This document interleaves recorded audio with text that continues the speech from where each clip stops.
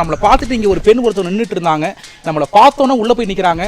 அம்மா வணக்கம். ஏன் எங்களை பார்த்தா உள்ள போயிட்டீங்க? உங்களை பார்த்தா ஒரு பயம். ஏன், என்னாச்சு? நீங்க எல்லாம் அங்கிட்ட இருந்து வர்றவங்க எப்படி வர்றீங்களோ, என்ன விதத்துல வர்றீங்களோ, எங்களை என்ன செய்ய காத்திருக்கீங்களோன்ற ஒரு பயம். விலங்குகள்கிட்ட கூட பயம் இல்ல? அதுகிட்ட எல்லாம் பயம் இல்ல. ஏன்னா அதுவும் நாங்களும் ஒன்னா இருக்கிறதுனால எங்களுக்கு அதுக்கும் பயமே இல்லை. அதனால நாங்களும் அவங்களும் ஒரு தாய் பிள்ளையா இருக்கோம். நீங்க எல்லாம் வெளியில இருந்து வர்றதுனால எங்களுக்கு புதுமுகமா இருக்கும், பயமா இருக்கு. உங்களை நாங்க பார்க்க எவ்வளவு ஆவலோட வந்திருக்கோம் தெரியுமா?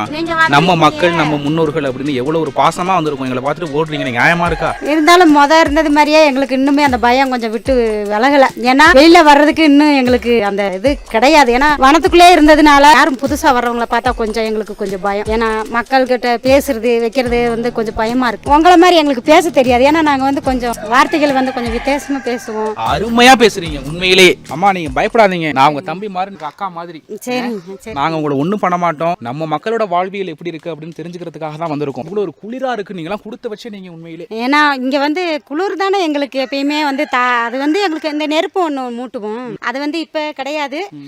பெரியவங்க இருக்கும்போது போட்டாங்க. இப்ப எல்லாம் அதெல்லாம் கிடையாது. சிலர் எல்லாருமே அடுப்பு தான். சிலிண்டர் யாருமே பண்ணல, இன்னுமே பண்ணல. இன்னும் இருக்கிற வருங்காலத்து பசங்க பண்றாங்களா என்னன்னு தெரியல. ஆனா நாங்க எப்பயுமே அடுப்பு தான். காடுகளுக்குள்ள இதே இடத்துல தான் நீங்க ஒரு 50 வருஷத்துக்கு முன்னாடி இருந்தீங்களா இல்ல இப்பதான் வந்திருக்கீங்களா? இல்ல இது ஒரு 60-70 வருஷமாவே இங்க தான் இருக்கும். மக்கள் எல்லாம் பார்த்தா அது மாதிரி ஓடுவீங்களா? யாரையும் பேச கூட மாட்டீங்களாமே? உண்மை அதுதாங்க, அதான் உண்மை. ஏன்னா எங்களுக்கு இன்னுமே சிலர் இந்த இப்ப போய் கூட நீங்க தெருவுக்குள்ள போவீங்கல்ல பாருங்க, எந்த பெண்களுமே அதிகமா பேச மாட்டாங்க. 100ல ஒரு பெண்களுக்கு தான் பேசுவாங்க. ஏன்னா வெளியில எப்படின்னா ஒரு நிறுவனங்கள் தொண்டு நிறுவனங்கள் வருவாங்க. அவங்க மூலியமா தான் நாங்க வெளி உலகத்துக்கு வந்திருக்கிறோமா ஒழிஞ்சு நாங்களா வெளியேறி எங்கேயுமே போனது கிடையாது. எங்கேயுமே வெளியில போய் ஒரு துணிமணி எடுக்கணுமா, ஒரு காய்கறி வாங்கணுமா அப்படின்றதுலாம் எங்களுக்கு தெரியாது. எந்த ரேட்டு கொடுத்தாலும் அதை வாங்கிடுவோம் நாங்க.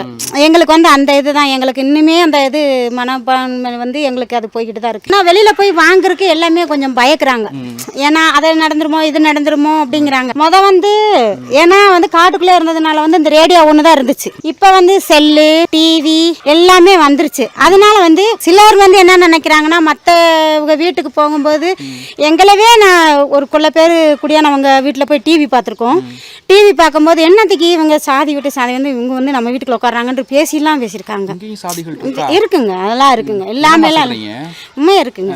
ஏன்னா இப்ப எல்லாம் ஒண்ணு ஆகிட்டு ஒரு பேசுறாங்க. பேசினாலும் யாருக்கும் வீட்டுக்குள்ள அவ்வளவுக்கு அனுமதி கிடையாது. வீட்டுக்குள்ள போக கூடாது. ஆமா, அனுமதி கிடையாது.